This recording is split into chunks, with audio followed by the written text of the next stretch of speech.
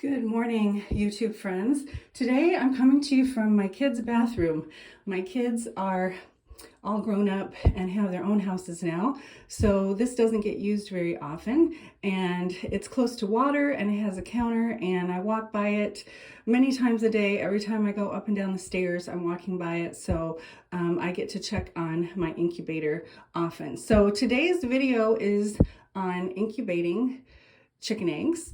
I'll also do one on incubating turkey eggs in a little bit, but my turkeys have not started to lay their eggs yet. They start a little later and end a little quicker. They don't lay nearly as many as chickens do. So I have been collecting chicken eggs for a while, and I have 38 in my incubator. This is a fairly inexpensive incubator that's on the bathroom counter. It is one that I got from Tractor Supply for around $50. And there are some things that can go with it, such as an automatic egg turner and a fan, but I did not opt to go with those. So let me tell you what I'm doing here. I collected my eggs. I'll show you here. It says it holds up to 40 chicken eggs. I've got 38 in here. And I also have an extra little thermometer and thing that tells the humidity as well, because there is one on the incubator, but it has been reading 89 degrees for a couple years, or 89% humidity for a couple years. So I don't trust it. So I got another one. And this one that is in here, I can move around to different parts of the incubator, which I found helpful because I don't have a fan, so some areas of this incubator get hotter than others and more humid than others. So what I've learned through the years of doing this is probably about my third year of incubating chicken eggs and turkey eggs, and I've done duck eggs as well. And what I have learned through the years is that when I turn the eggs over, I also move them from one area of the incubator to the other. And this helps so that some of them don't stay in the hot part and some don't stay in the cold part, and so on and so forth. So the mother chicken, if she were brooding her own eggs, which I've had some chickens do that in my barn as well. But what she would do is every once in a while she gets up and moves, and she kind of takes her foot and readjusts all of the eggs and moves them. And so this helps them to roll over. And the reason that we want to roll them over and why the mother does this is because otherwise the embryo may stick to part of the shell on the inside, and then it wouldn't be able to develop properly. So at least once a day. I like to do twice a day. Even more than that probably wouldn't hurt. What I do is I take the lid off and I go in here, and I would maybe I would move these two around and I would roll them over, or I might even switch from side to side, and I just make sure that they all get moved a little bit.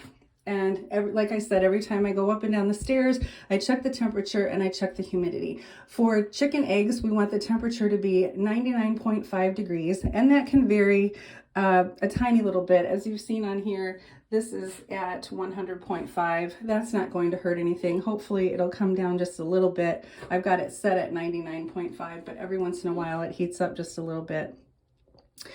And the humidity, we want to have between 45 and 55% humidity for the first most of the time. Now these are going to take 21 days to hatch, but when we get to day about 18 or 19, when we still have a few days left, we're going to stop turning the eggs. It's called lockdown. We stop turning the eggs and we add a little more water so that we get a little bit more humidity, maybe up to close to 65%.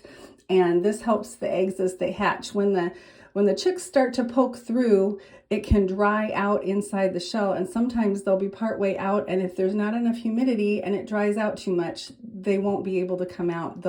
We call it shrink wrapped. Inside of the chicken egg shell is a little bit of it's almost like a saran wrap. It's like a clear plastic wrap. You know when you peel a hard-boiled egg and there's that clear stuff underneath there.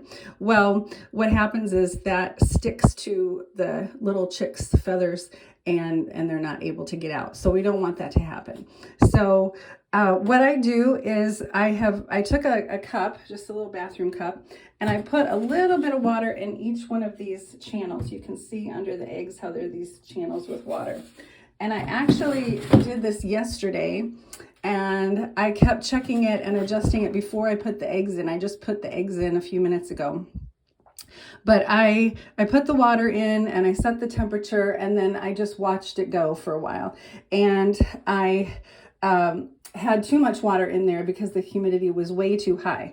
So what I do when I have that is I take this little baby booger sucker outer thing. This is specifically for my incubator. I don't use this on anything else. And I stick it down in those little holes in there, and I suck out a little bit of water, and I try to do it evenly, again, so that the humidity will be fairly even inside the incubator. I don't want to have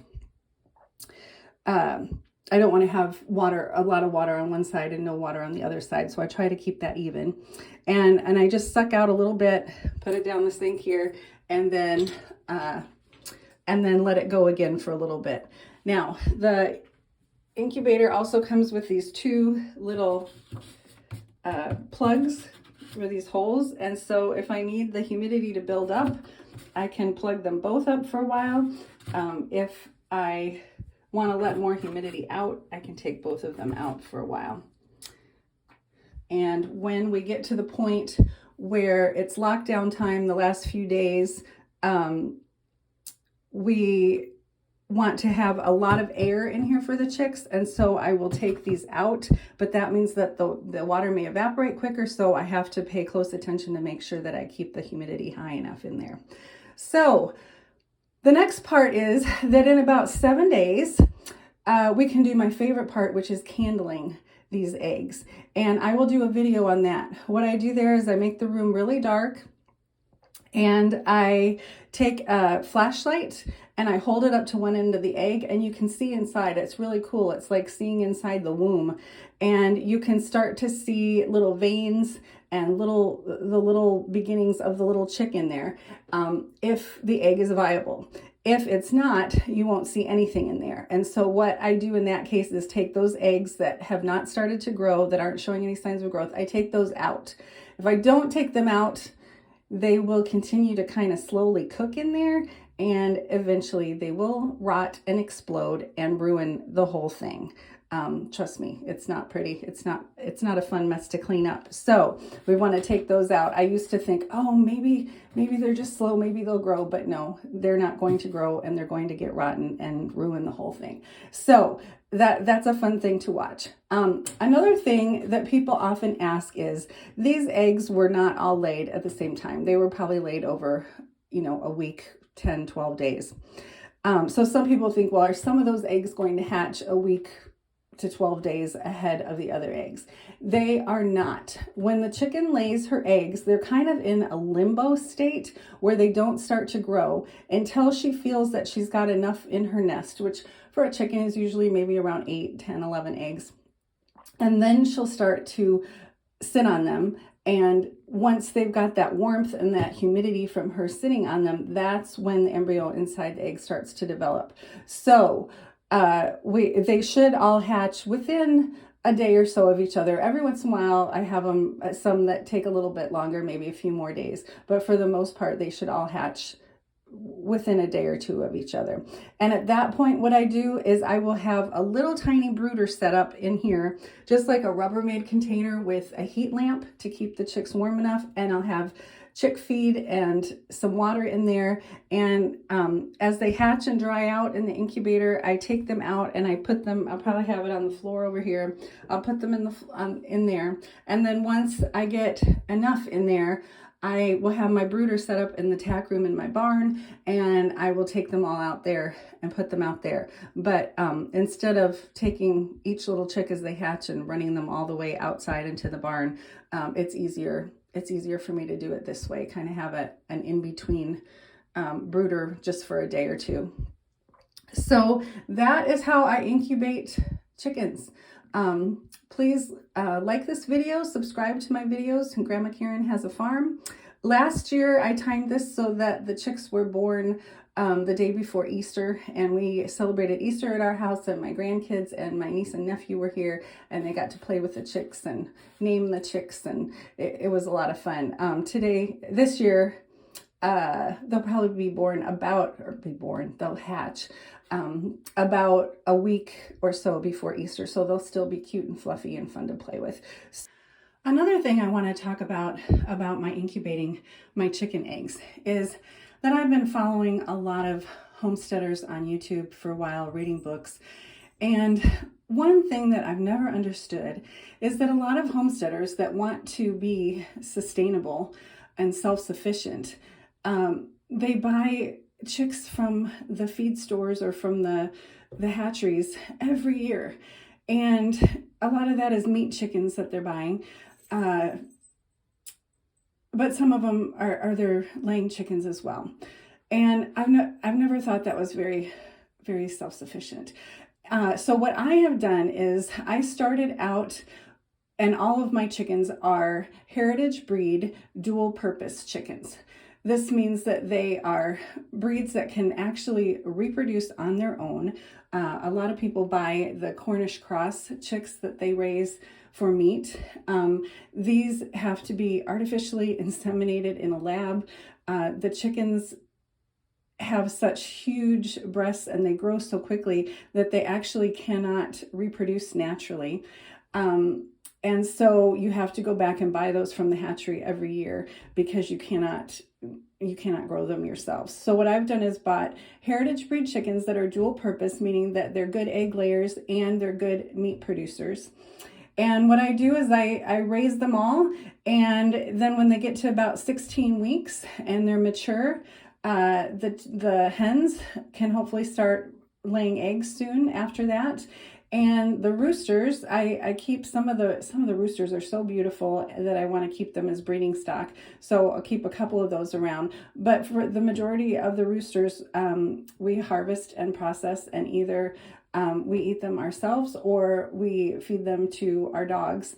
The dogs love the roosters. We butcher. I used to try to process them part ways, but I don't do that anymore for the dogs. I quickly dispatch the roosters, and then I give the whole thing to the dogs, our livestock guardian dogs, and they eat everything. They eat the feathers, the beaks, the legs, the whole thing, all the insides.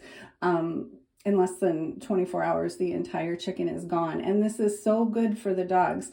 You know how you buy dog food that has glucosamine and chondroitin in it? Well, you know where that comes from? That comes from in the bones. And so when they're eating the bones, they're getting all this naturally. And I do feed my dogs store-bought kibble, a quality kibble, but we supplement with eggs, and we supplement with goat milk and cow milk, and also with roosters. So that works out really well. So my suggestion, especially these days, I've heard that the prices of chicks at the stores has doubled from previous years, from last year, and chicken feed is going up like crazy too. So we pasture raise our chickens. They are in the coop at night so that they're safe from predators, and then during the day we just literally open the door and let them loose, and they roam free on our acreage. They go in the barn and they pick up the little oats and things that the horses drop, and they also eat the worm larvae and the fly larvae out of the manure from the horses and all the other animals. And so that helps keep our fly population down, and helps so that the animals don't reinfest themselves with intestinal parasites. So the chickens are so useful, other than just for eggs. There's so many uses for our chickens. So I highly recommend, if you don't have chickens yet, that you get some and enjoy them. They're often called the gateway animal for homesteading. A lot of times people will start out with chickens, and then the next step might be a goat or a pig or a dairy cow. So look out, because once you get chickens, you're on your way. But it's a lot of fun and it's good for you. And I highly suggest you try it out. So thanks again for watching Grandma Karen Has a Farm. Please like and subscribe. Thanks. Bye.